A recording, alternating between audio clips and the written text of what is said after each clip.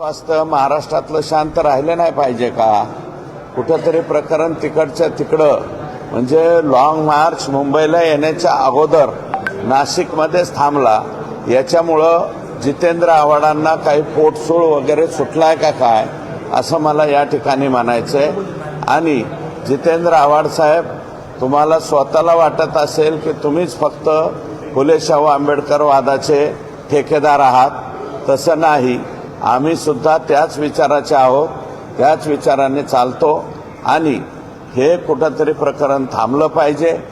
हे आणि जे काही माननीय मुख्यमंत्र्यांनी परभणीच्या प्रकरणामध्ये सुद्धा सगळी बाजू पॉझिटिव्ह घेतलेली, मग तुम्ही निगेटिव्हच का पसरवताय? ज्युडिशियल इन्क्वायरी लावलेली आहे. सोमनाथच्या जे संबंधित पोलीस होते ते सर्वचे सर्व सस्पेंड केलेले आहेत. आणि माझं वाक्य कालचं जे दाखवलेलं आहे ते मोडून तोडून दाखवलेलं आहे.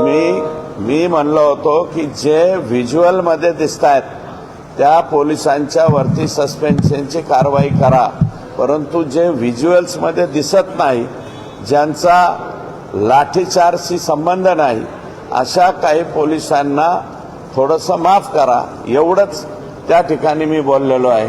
माझं पूर्ण वाक्य न घेता अपूर्ण वाक्यावरती ते मला वाटतं कालपासून ट्रायल चालू जात आहे.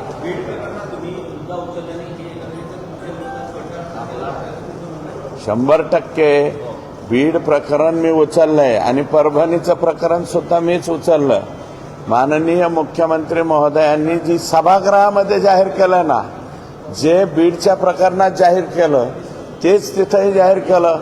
माननीय मुख्यमंत्र्यांनी सोमनाथ सूर्यवंशी यांच्या कुटुंबियांना 10 लाखाची मदत जाहीर केली. त्याच्यानंतर वाकोडे साहेबांच्याला 5 लाख रुपये मदत जाहीर केली. मी नंतर वाकोडे साहेबांचं कुटुंबीय आणि तिथले सामाजिक कार्यकर्ते यांना घेऊन माननीय मुख्यमंत्र्यांच्या निवासस्थानी आलो. निवासस्थानी आल्याच्या नंतर 5 लाखाची रक्कम 10 लक्ष रुपये करण्याचं सुद्धा मान्य करण्यात आलं. मग याच्यामध्ये नेमकं चुकलं काय? निगेटिव्ह भूमिकेमध्ये मला घेऊन चाललाय तुम्ही, याच्यात चुकलं काय? मला त्याचं उत्तर सांगावं.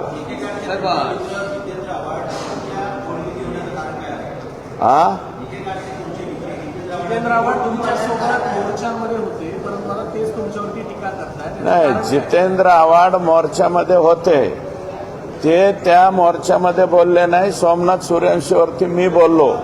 धाराशिवला सुद्धा सोमनाथ सूर्यवंशीवरती मी बोललो.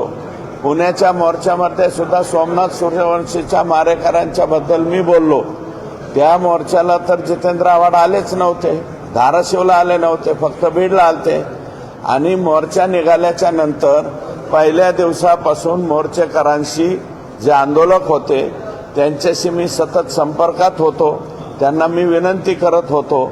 आणि रामप्रसाद बोर्डीकर साहेब हे स्वतः परत बीड परभणीचे जिल्हाध्यक्ष भाजपा हे सुद्धा संपर्कात होते. आणि तिथल्या पालकमंत्री मेघनाताई बोर्डीकर या सुद्धा संपर्कात होते. आम्ही सर्वजण त्यांना दररोज विनंती हे करत होतो की हे क्लेशकारक आंदोलन तुम्ही कुठंतरी थांबवा. तुमच्या आणखी काही मागण्या असतील त्या आपण पूर्ण करू. आणि याच्यामध्ये सगळ्यात मोठी बाब ही आहे की ज्युडिशियल इन्क्वायरी जशी देशमुखांच्या बाबतीत लावली तशीच्या तशी सोमनाथ सूर्यवंशीच्या सुद्धा बाबतीत लावलेली आहे. जितेंद्र आव्हाडांचा पोटसूळ उठण्याचं कारण हे असेल. मग जितेंद्र आव्हाड साहेब, माझं तुम्हाला आव्हान आहे, सोमनाथ सूर्यवंशीबद्दल आणि परभणीच्या प्रकरणाबद्दल तुम्हाला फारच जर काही वाटत असेल तर तुम्ही लाखाचा मोर्चा काढा ना, ठाण्यामध्ये काढा, मुंबईला आणून मोर्चा काढा. ते करत नाहीत तुम्ही. आणि मोर्चात येतात, मुंबईच्या मोर्चात आले आणि अक्षय शिंदेचे गुणगान गाऊन माघारी गेले. अरे त्या लेकराच्या आईवडिलांना किंवा लेकराला काय वाटलं असेल? अक्षय शिंदेचे गुणगान गाणाऱ्यांकडून दुसरी काय अपेक्षा करायची?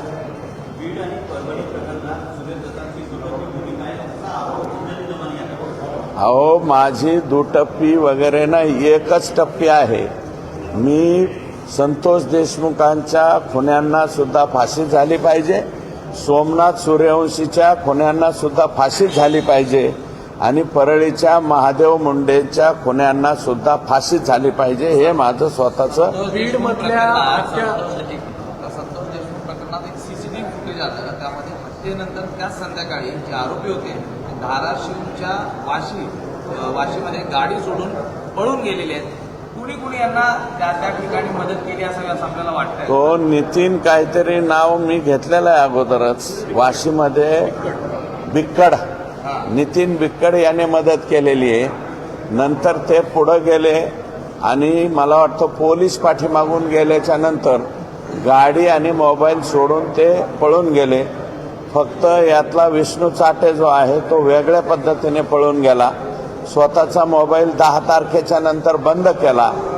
9 तारखेला घटना घडली, 10 तारखेला मोबाईल बंद केला. परंतु माझी जी माहिती मिळते, पोलीस त्यातून सुद्धा मार्ग काढतील आणि योग्य तो न्याय देतील.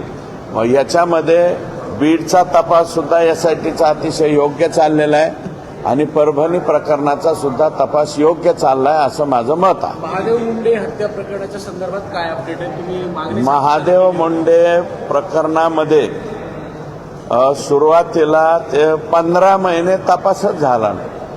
मी मुद्दा उपस्थित केल्याच्या नंतर बीडच्या SPंनी त्या ठिकाणी चौकशी समिती लावली आणि अंबाजोगाईचे DYSP यांच्या अध्यक्षतेखाली LCBची सर्व टीम त्यांना दिली आणि ज्या दिवशी ही ऑर्डर काढली त्या दिवशी पासून 12 ते 15 लोक परळीमधले फरार झालेले आहेत आणि ते जे फरार झालेले त्यांच्या पाठीमागे पोलीस लागले आणि माझं मत आहे महादेव मुंडेच्या प्रकरणामधले आरोपी फार लवकर अटक होतील अशी आशा आता निर्माण झालेली.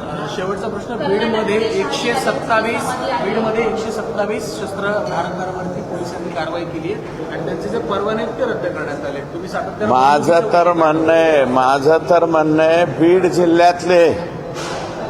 जिल्ह्यातले 1200च्या 1200 परवाने रद्द करून टाकावे. कशासाठी पिस्तूल लागतात? आम्ही आता 5-5 टर्मचे आमदार झालो, आम्ही अजून पिस्तूलला अर्ज सुद्धा नाही केला. आम्हाला पिस्तूल बी नको, बंदूक बी नको, काहीच नको. कशासाठी लागतात यांना? मिरवायला आणि लोकांना धाक दाखवायला. आणि हे असे गुंडांच्या टोळ्या, हे राख वाळू या राखाच्या हे जे लोक आहेत माफिया, राख माफिया, वाळू माफिया, त्याच्यानंतर शिरसाळासारख्या गावामध्ये गायरान माफिया, कोणाच्या बी दुसऱ्याच्या जमिनी लाटायच्या. कोणाची पण मेजर चौकातली जागा दिसली की ही जागा आमचीच मानायची. याच्यासाठी पिस्तूल पाहिजेत का? मला वाटतं 1200 पैकी 600 तर पिस्तूल हे परळी मतदारसंघातलेच असावेत. 1200 पैकी 600 पिस्तूल परळी मतदारसंघातले. आका आणि आकाच्या भागातलेच आहे, बाहेरचे कमी आहेत. कर्नाटकमध्ये शहाजी राजांची समाधी आहे, त्यावर साधक बसलेले छप्पर सुनामे अशी खंत व्यक्त केली. ज्येष्ठ कादंबरीकार विश्वास पाटील हो, त्यांनी पाठीमागे त्या बाबतीत बोलले होते. निश्चितपणे सगळे लोक मिळून त्याच्या बाबतीतला विचार आम्ही करू.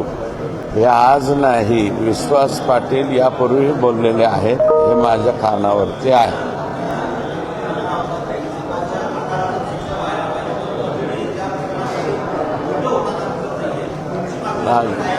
लागेल, तपास चालू आहे, शांतता कोर्ट चालू आहे ना, तसं शांतता घ्या. तपास चालू आहे आणि पुढे आल्याच्या नंतर निश्चितपणे त्यातला मार्ग निघेल.